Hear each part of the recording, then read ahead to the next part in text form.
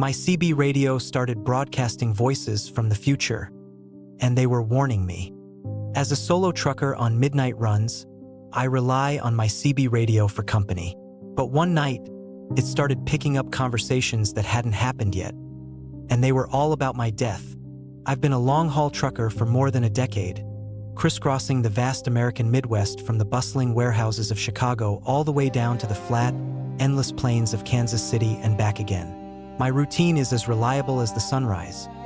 Load up the trailer at dusk with whatever freight needs moving. Could be auto parts, frozen goods, or pallets of consumer electronics. Then hit the interstate under a canopy of twinkling stars, pushing through the night until I unload at dawn. The job's not glamorous. It's hours of solitude, broken only by the hum of the diesel engine, the occasional rumble of passing semis, and my trusty CB radio tuned to channel 19. That's where the real lifeline is. Trucker banter about traffic snarls, weather warnings, Smokey Bear sightings, and the odd joke to keep the eyelids from drooping. It's old school tech in a GPS world, but it combats the loneliness like nothing else.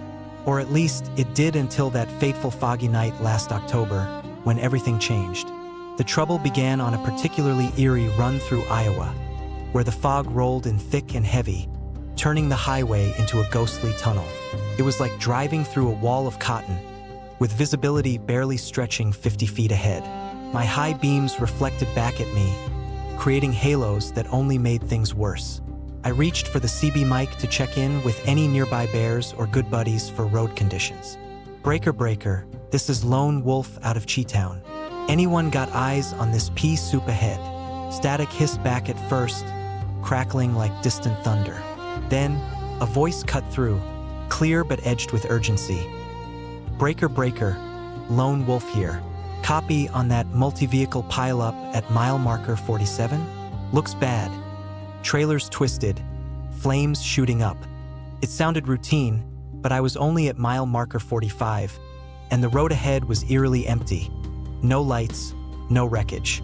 I keyed up, big rig blue copies, but negative on any incidents up here. You sure about that marker? Good buddy?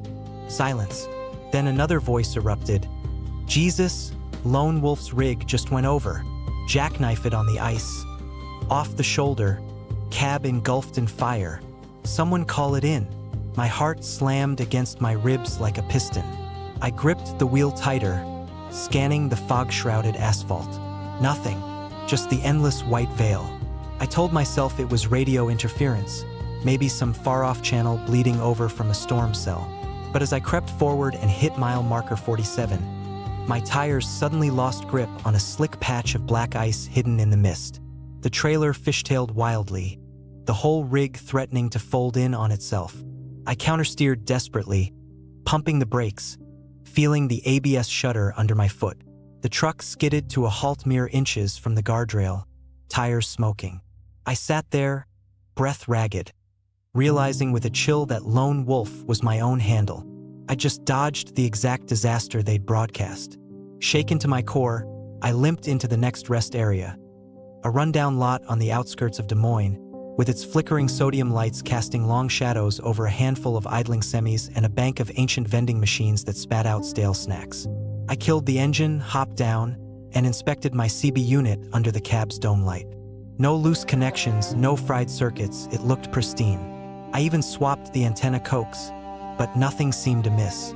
Back on the road after a quick coffee to steady my nerves, the voices returned, unbidden. This time it was a panicked relay. Big rig blues toast, massive deer strike at the state line, cabs crumpled like tin foil, medics en route, but it don't look good. I eased off the throttle, eyes darting to the ditches. Sure enough, as the Missouri border loomed, an enormous buck exploded from the underbrush, antlers gleaming in my headlights. I yanked the wheel left, the rig groaning in protest as the deer's rack scraped along the passenger mirror with a screech of metal. The animal bounded away into the darkness, but I was left hyperventilating, sweat soaking my shirt. These weren't coincidences. The radio was feeding me glimpses of calamities targeted straight at me. Over the following nights, the broadcasts intensified, turning my cab into a chamber of dread. They'd start with mundane warnings. a blowout on the right steer tire at exit 112, which I'd preempt by pulling into a way station for an early inspection, finding a nail embedded just in time. But soon they delved into the personal, slicing deeper. Lone wolf's on the horn with his ex again. Man's unraveling.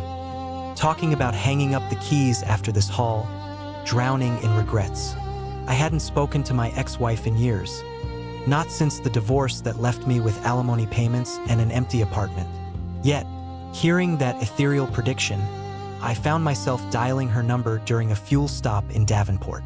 We talked for over an hour, about the kids, her new life, my endless road. She talked me off the ledge, reminding me why I loved trucking despite the grind. The radio wasn't just predicting accidents. It was scripting my emotional breakdowns, nudging me away from the brink.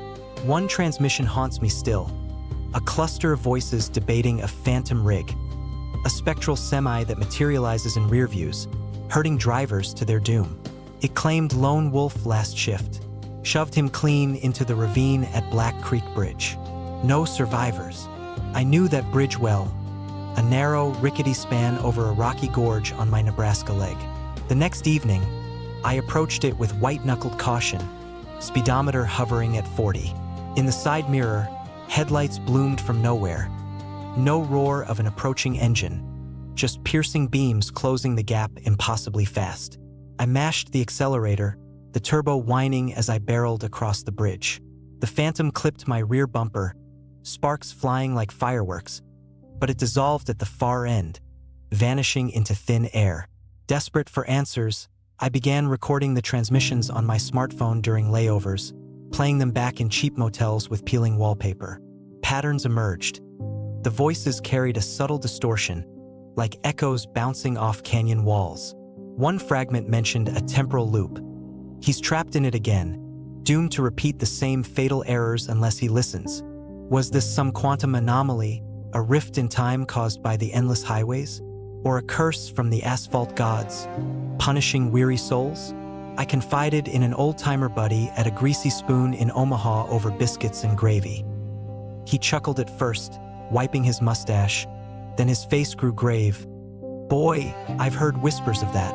Veterans say the CB taps into echoes from brothers who didn't make it home. Warnings from beyond the veil, trying to spare the living.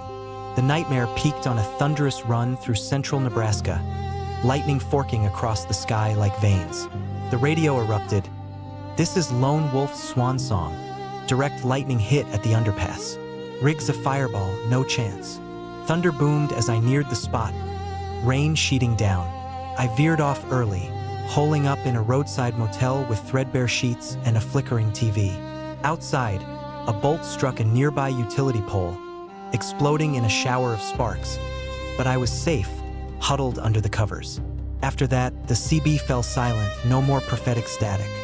Update: months have passed without a peep from those ghostly voices, but I keep the recordings backed up on a thumb drive, proof of the inexplicable. I shared them with a paranormal podcaster I met at a trucker convention in St. Louis. He's convinced it's residual hauntings from decades of highway fatalities along those routes. I'm back behind the wheel with a brand new CB setup and dual dash cams capturing every mile. If the echoes resurface, I'll be prepared. To all you road warriors out there, if your radio starts whispering futures, heed the call. It could be the difference between making your drop and becoming another statistic. I found an abandoned truck on a deserted highway. What was inside changed my life forever. Pulling over to check an empty semi on a lonely stretch of I-40, I expected junk or thieves. But the cargo hold revealed something no trucker should ever see. Navigating the sun-baked southwest routes from the high desert hub of Albuquerque down to the sprawling urban sprawl of Phoenix is a test of endurance.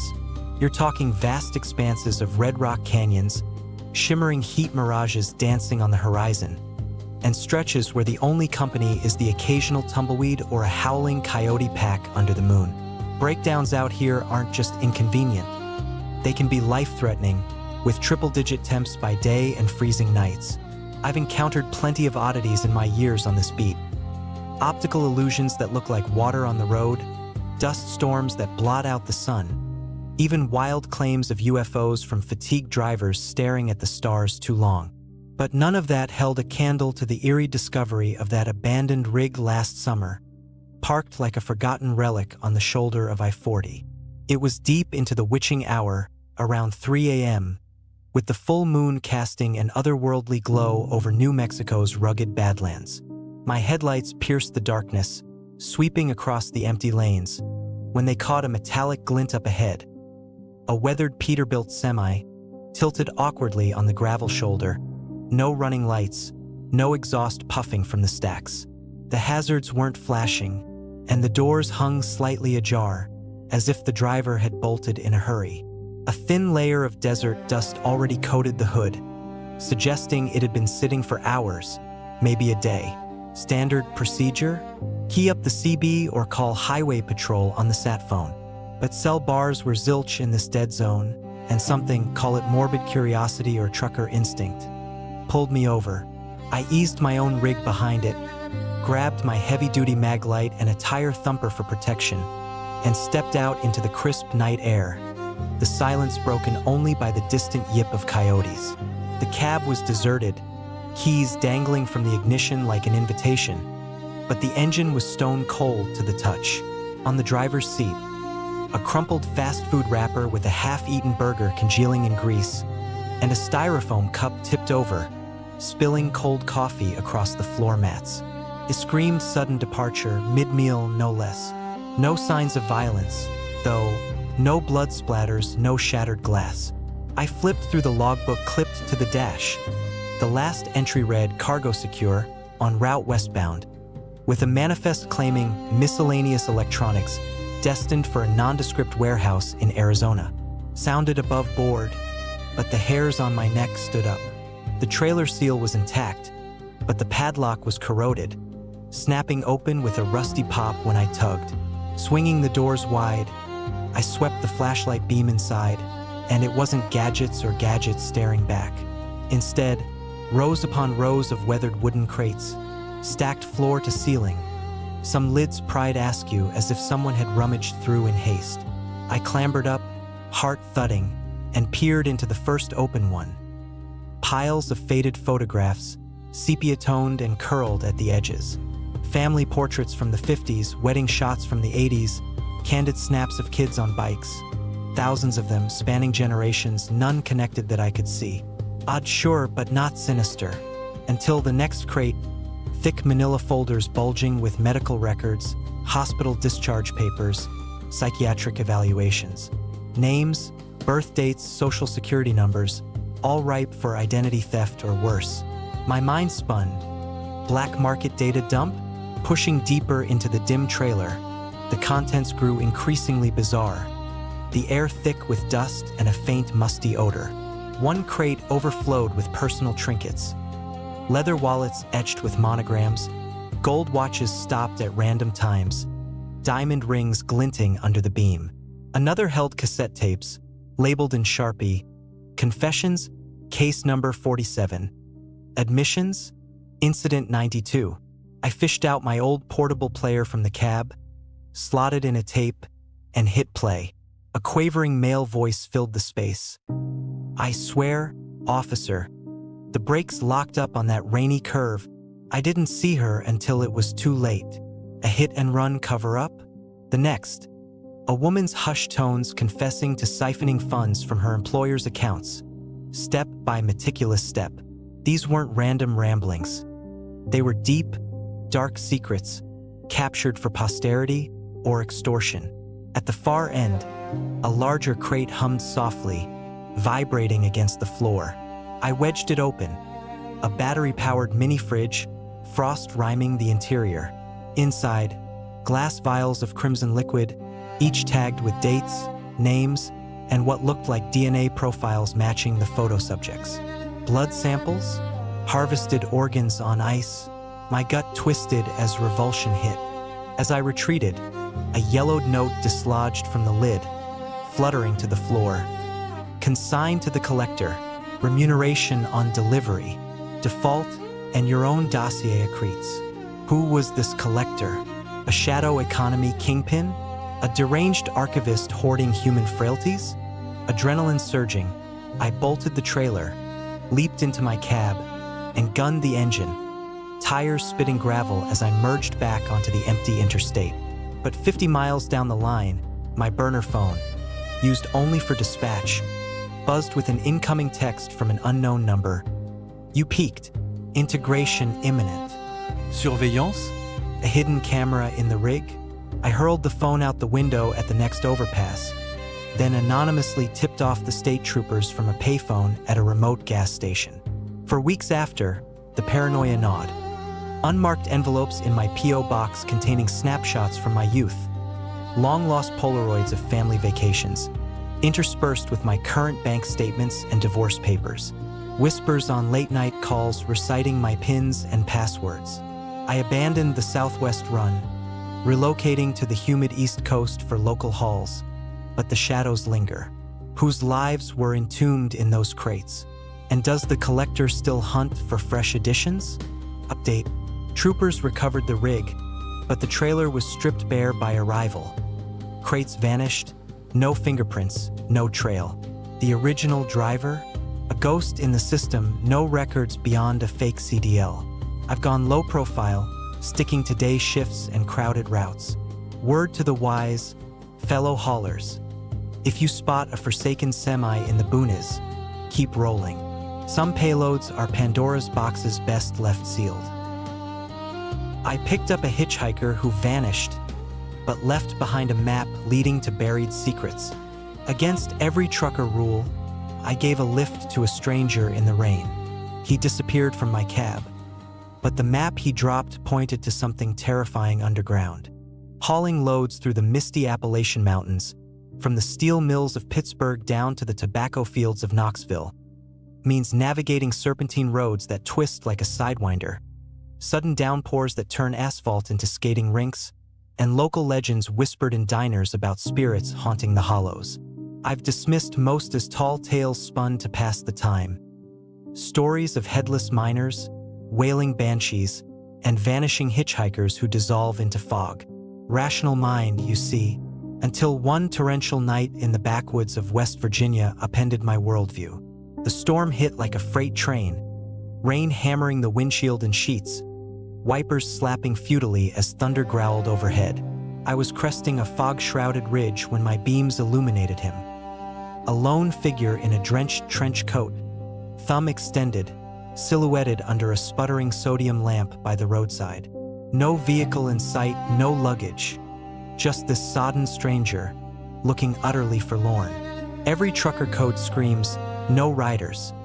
Too many horror stories of robberies or worse. But the deluge was apocalyptic, and he appeared innocuous.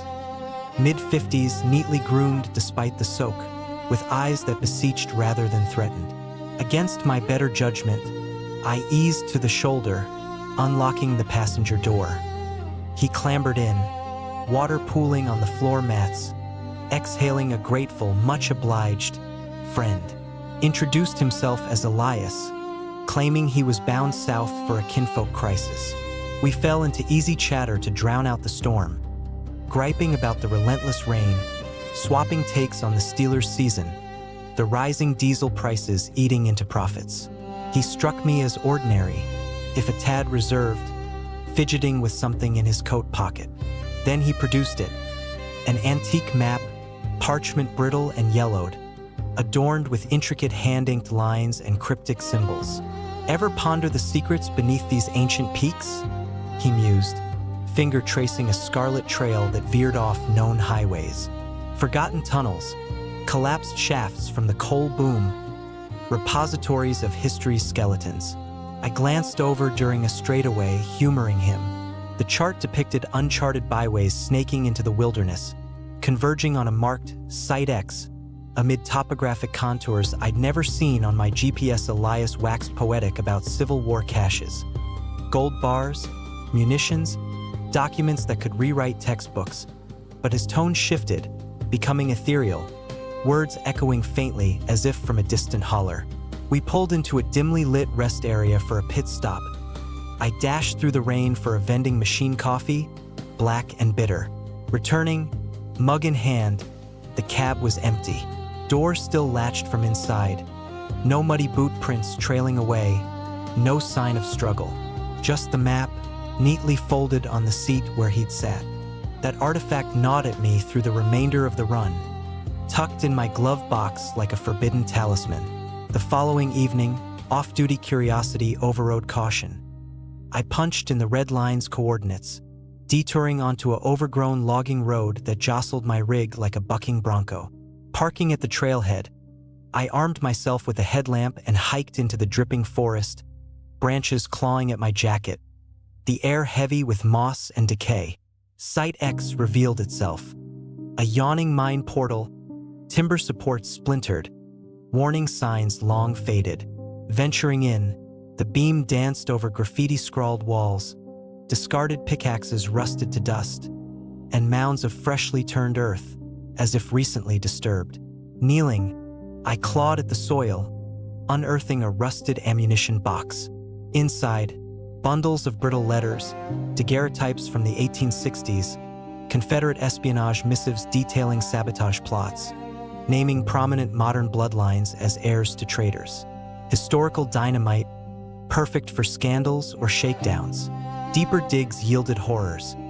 Skeletal remains, clad in tattered uniforms, bony fingers clutching contemporary wallets with IDs from missing persons cases spanning decades. And there, in a sepia photo of a rebel unit, stood Elias, unchanged, staring directly at the camera with those same pleading eyes, dated 1863. Phantom? Time-lost sentinel?